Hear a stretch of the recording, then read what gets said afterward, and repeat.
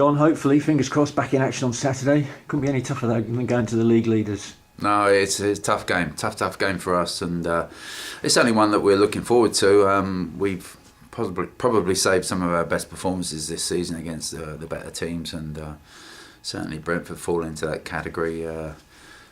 Been league leaders and been up there really all season, and even though they changed their manager, they actually seem to have got better in that time. And it's a tough place to go. They've got a fantastic home record as well, but sometimes home records have to be broken. So now couldn't be a better time really for us. But we're just pleased to get back on the pitch again and get back to playing football. It's been a fortnight, of course, and the weather since our last game has been absolutely horrendous. Training has been disrupted on many occasions, but amazingly our boys are in tremendous spirit, and we've gone on the 3G pitch, which isn't ideal, but the lads have got on with it, and we've spent some time inside the gymnasium as well, and we've always kept very close together, and obviously we lost a couple of players in the transfer window a few days ago.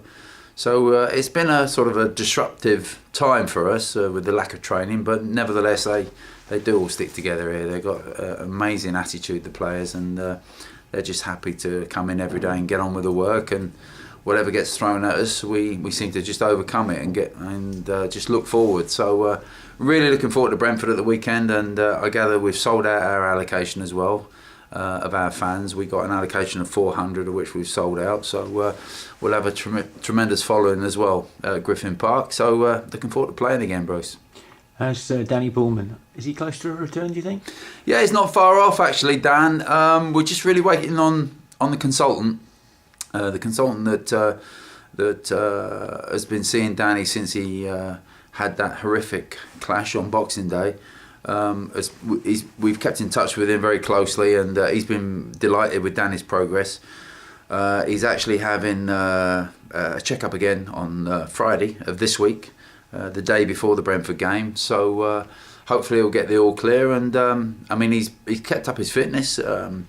Niall Clark and Jimmy have been working him hard on the training ground, so he hasn't lost much match fitness at all. He looks in great shape. Hasn't missed many games, for sure. No, he hasn't. I think he's more pleased than anyone each week when we keep getting games called off. Of course, Andy Drury would have missed last Saturday. Wouldn't he wouldn't have played last Saturday. He had an injury, and in many ways it was quite fortunate that the game got called off, because Andy didn't miss a game, so he's obviously recovered and he's ready to play against Brentford. But Danny will be with us, and got every chance of being in the squad for Saturday.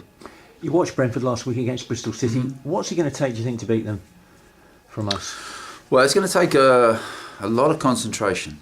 I think that is and discipline in the way that we play, because they're a very competent team.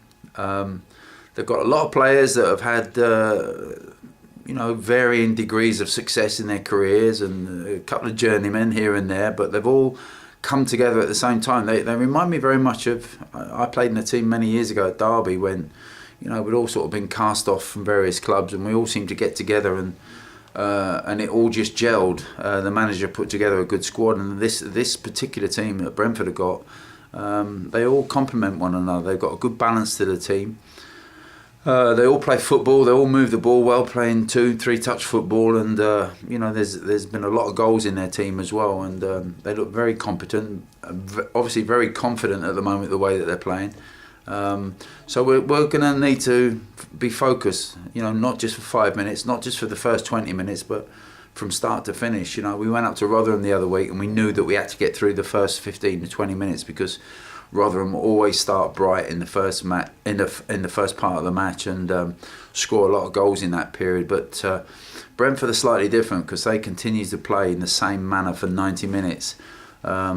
So we need to be focused for the whole of the 90 minutes, and there has to be a lot of concentration, a lot of discipline in the formation that we play. So, but we go there. We're playing good record against the top teams, haven't we? We have, yeah, and we're pretty confident, and we're obviously looking to upset that unbeaten run that they've had at Griffin Park for such a long time.